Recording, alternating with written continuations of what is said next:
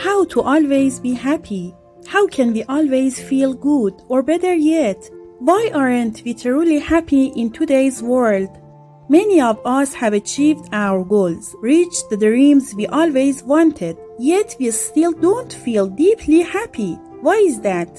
In this video, I want to give you a new perspective on happiness and why, despite reaching what we desire, we still feel unfulfilled.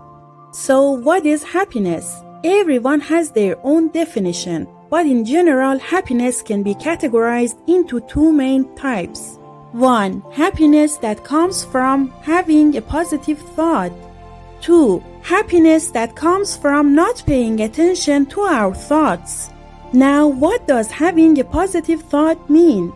It's when something happens and we feel like we've done something well.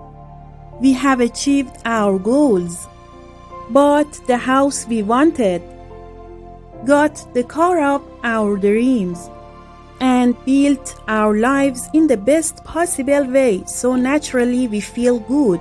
We have a positive thought about ourselves. Or sometimes happiness comes when we hear others praising us.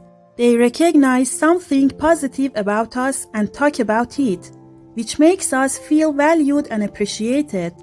But if a positive trait is always part of who you are, something that defines your character and behavior, then why does praise for it eventually feel ordinary? Why does it stop making you happy? If buying a new house was a major achievement in your life, why does it become just another part of your routine after a month? Why isn't this kind of happiness permanent? Why do we forget about it so quickly? The truth is, the same way these moments of joy are temporary, they can also bring you pain. When you believe a positive compliment about yourself, you unconsciously accept that person's opinion. But the moment that same person says something negative about you, you believe that too. When you rely on others' words, whether positive or negative, they sink into your subconscious. And just as positive words can make you happy, negative words can hurt you just as much. So whenever someone praises you, ask yourself, how much do I crave hearing this? The more you need that validation, the more dependent you are on people's opinions. And the moment those compliments turn into criticism, that's when your happiness disappears. Because it was never truly yours. It was always tied to what others thought of you. The moment you believe that achieving your goal or getting what you want will make you happy, you're unknowingly repeating the thought in your mind, I'm not happy right now. I'm not in a good place. You're telling yourself that only when you reach that final destination, buying that house, achieving that goal, then you'll finally be happy. Then you'll feel good about yourself. Then you'll accept yourself. But here's the problem. The more we depend on external factors, people, situations, events, the more power we give them to take our happiness away. The moment you believe your happiness depends on a person, a situation, or a specific outcome, you're building your life on a foundation of lack. And when that happens, you start living in constant worry. What if that person leaves my life? What if I don't get to experience that situation again? What if I lose that opportunity? And that's when anxiety and fear take over. If I base my happiness 100% on my partner, I'll constantly live in fear. Fear of losing them, fear of being alone. If my happiness comes from my job, I will always be anxious, wondering what will happen if one day I lose it. So the more our happiness depends on external factors, people, situations, opportunities, the less we experience true happiness within. Because deep down, we are always afraid. We're always stressed. We're always wondering, if this disappears, where will my happiness come from? The second type of happiness happens when we disconnect from our thoughts. When we are so deeply engaged in something, our work, painting, or even listening to music, that we completely lose focus on our usual repetitive thoughts. It's those moments when for a few minutes or even hours we feel detached from our circumstances, our worries, and our constant inner dialogues. Unfortunately, we don't experience this kind of happiness often. Why? Because today's world teaches us to always think about the next step, to always worry about what's coming tomorrow or dwell on what happened yesterday, never truly being present in the now. But real happiness is what remains when you set aside your thoughts and stop giving your full attention to the external world. I agree, happiness isn't something you create, it's something you already have. It's what exists when you clear your mind of distractions and refuse to let the outside world control your focus. True happiness happens when you don't let your thoughts take hold of you. And the moment you can fully immerse yourself in something without allowing your mind to overwhelm you, that's when you truly feel good. That's when you feel at peace. Because in those moments, you finally quieted the storm of your own thoughts. How to control your thoughts and maintain happiness. We can't always escape our thoughts. We can't constantly distract ourselves. So how do we manage our minds in a way that preserves our happiness? Most of us don't spend enough time alone. In fact, many of us are afraid of being alone. That's why we always want someone around, a friend, a partner, a TV, a phone, something to keep us occupied so we don't have to face our own thoughts. This is why people fear loneliness. They don't want to be alone with themselves because when they are, all their attention shifts inward. They're forced to confront their thoughts. And if they don't like who they are, if they are not comfortable in their own presence, they desperately seek external distractions, anything to pull them away from their own mind. So every time you reach for an external source to escape your thoughts, you might feel good for a while. A new relationship, a new friendship, a new experience, it all feels exciting in the beginning. That's why at the start of a new relationship, everything seems perfect. You feel happy, energized, and fulfilled. But after a while, that relationship, that friendship, that source of distraction becomes normal.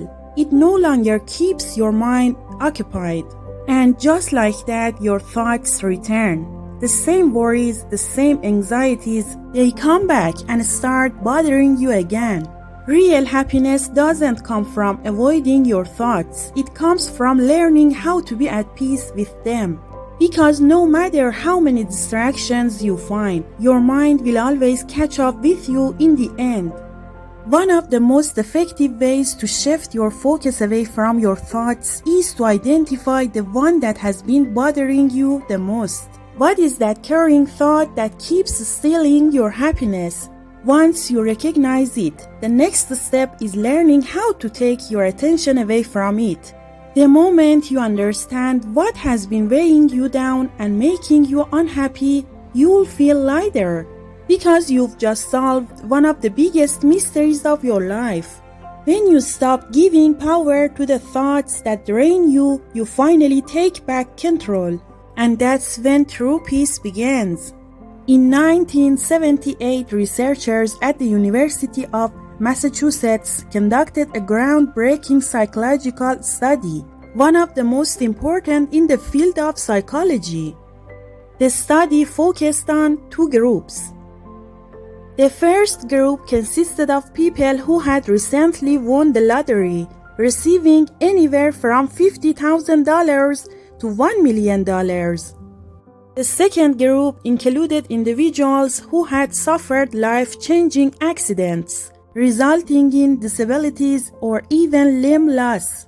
Using advanced scientific methods and brain imaging, researchers analyzed the happiness levels of both groups. The results were astonishing. Despite the extreme differences in their experiences, both groups returned to their original level of happiness within just 8 weeks. It's hard to believe. How is it possible that someone who has lost a limb and someone who has gained millions of dollars end up feeling the same as they did before after only 8 weeks? Scientists were shocked by these findings, so they conducted even more in-depth research, and what they discovered changed the way we understand happiness forever. External events only influence our happiness for a short time. After that, we naturally return to what scientists now call our set point of happiness. This means that no matter how great or terrible an event may seem, its impact on our long-term happiness is temporary. True happiness doesn't come from what happens to us, it comes from within. Research has proven that life events, whether good or bad, don't have a lasting impact on our happiness. No matter what happens, we always return to our set point of happiness. Think about the time you fell in love. You believed that person would make you happy forever. But once you entered the relationship, did they truly keep you happy indefinitely, or did things quickly become normal again and you started noticing their flaws? Or remember when you finally bought that dream car? When that long-awaited moment in your life finally happened? Did it bring you lasting happiness, or did the excitement fade sooner than expected? We tend to overestimate how much external events will affect our happiness. The truth is, external events only create temporary happiness. If you're looking for deep, lasting happiness, inner peace, and true fulfillment, you have to turn inward. Because real happiness is not about what happens around you. It's about what happens within you. For over 2,500 years, philosophers and scholars have told us that external events don't define long-term happiness. Today, science has finally proven it. Life's ups and downs, winning the lottery or suffering a loss, only impact our happiness temporarily. At first, the excitement or sadness is intense, but soon after, we naturally return to our original state, our set point of happiness. This means that repeating pleasurable experiences doesn't create lasting happiness. Simply chasing more good moments isn't the answer. The smart approach to living a happier life isn't about accumulating temporary highs. It's about raising your set point of happiness. Your set point of happiness is where you always return, especially on ordinary days. The days without excitement, special plans, or big events. And let's be honest, most of our lives consist of these ordinary moments. It's the happiness you feel when you're stuck in traffic on your way to work. It's the level of contentment when you're waiting in line at the bank. It's the peace you experience while cooking dinner at home. We spend 95% of our lives in this baseline state. So if you truly want to live a happier life, don't focus on chasing short-lived pleasures. Focus on elevating your baseline happiness. Because when you improve your set point of happiness, even life's simplest moments become more joyful and fulfilling. It's okay to enjoy life, to add excitement and new experiences, but it's important to understand that these external events don't create lasting happiness. Getting a new relationship, a new job, more money, or new car, these things might boost your happiness temporarily. They raise you above your baseline set point of happiness, but only for a short while. After a period of time, you'll return to where you started. So the real question is, how do we raise our set point of happiness? The truth is, we have much more power over our happiness than we often realize.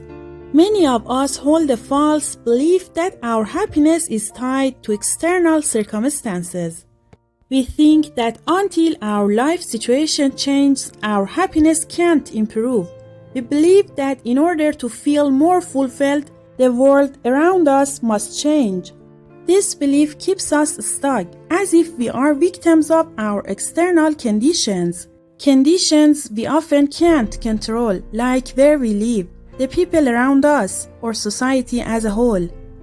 Dr. William Irvine explains that one of the main reasons we feel dissatisfied and unhappy in life is because we perceive a gap between where we are and where we want to be.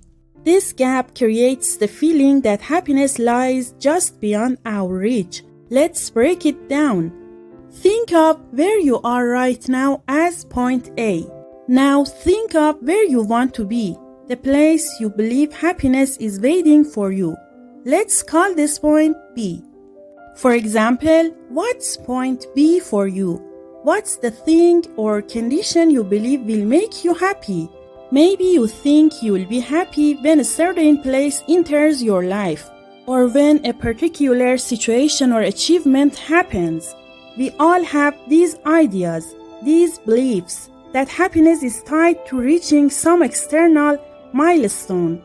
The problem, as Dr. Irvine points out, is that we see a gap between point A, where we are now, and point B, where we want to be. This gap makes us unhappy because we think happiness is somewhere in the future at point B.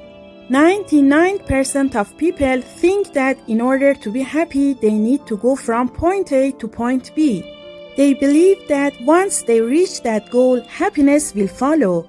However, based on psychological science and the concept of hedonic adaptation, we know that when we reach point B, there will always be a point C, a new goal or milestone we want to achieve. This means that we'll once again notice a gap, this time between point B and point C. And the gap will create dissatisfaction and unhappiness in our lives once again. This cycle is familiar to all of us. We've all thought, once I pass that exam, I'll be happy. Or once I get that first job, I'll be happy. Or once I buy that car, I'll be happy. And we did it. But we were happy for a few days, and then we returned to where we were before. This is called baseline happiness, the level of happiness we return to after the initial excitement or disappointment fades away. It's the point we go back to when the sweetness of positive external events or the bitterness of negative events gradually dissipates. We constantly overestimate the effect that external events have on our mood. We think that if a certain event happens, we will finally be happy, and we've experienced the cycle over and over again. The event happens, and soon enough, we return to our baseline happiness level. In summary, people often see a gap between where they are, point A, and where they want to be, point B. The method most people follow to eliminate this dissatisfaction is to focus on closing that gap, going from A to B. They spend their lives and energy pursuing the things they think will bring them happiness. However, as Dr. William Irvine explains, this method has never worked for anyone, and it won't work for us either. As soon as we reach point B, we realize there's a point C, and the pursuit continues. Our goal shifts from reaching point B to closing the gap between B and C. When we reach point C, we aim for point D, and the cycle repeats. In the process of trying to eliminate these gaps and achieve happiness, we spend our lives 50 years even chasing an endless cycle. And then eventually we reach the end and realize something profound. Maybe we've been on the wrong path all along. Maybe it wasn't the gap that was causing our dissatisfaction. Maybe it was our dissatisfaction itself. Dr. Irvine teaches us that instead of always striving to move from point A to point B, aiming to shift from one state to a better one, we can bring point B to point A. This means we should accept, love, and appreciate what we already have. When we take this approach, there is no gap between where we are and where we want to be, and dissatisfaction disappears. In this method, we become attached to our life and want everything we already have. Nothing that we don't have can make us unhappy because we choose to focus on what we do have. In fact, happiness comes from wanting what we have, not having what we want. This shift in mindset doesn't mean giving up on aspirations.